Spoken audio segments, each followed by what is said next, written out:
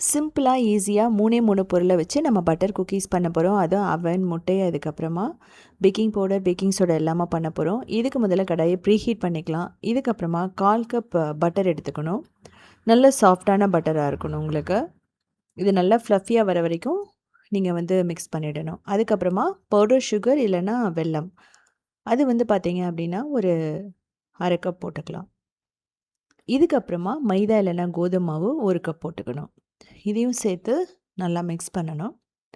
இப்போ பார்த்தீங்க அப்படின்னா இதில் ஒரு 2 டேபிள் ஸ்பூன் பால் ஊற்றிட்டு நல்ல ஒரு சாஃப்டான டோ மாதிரி கொண்டு வரணும். சப்பாத்தி மாவுக்கு மாதிரி நீங்கள் பிசைஞ்சிங்கன்னா க்ளூட்டன் டெவலப் ஆகிடும். ஸோ பிடிச்சு தான் நம்ம பிசையணும். ஸோ இந்த மாதிரி தான் அந்த டோ இருக்கணும். இப்போது ஒரு ஸ்பூனில் தேவையான அளவு எடுத்துக்கலாம். இப்படி எடுக்கும்போது எல்லா குக்கீஸுமே ஈவனாக இருக்கும்.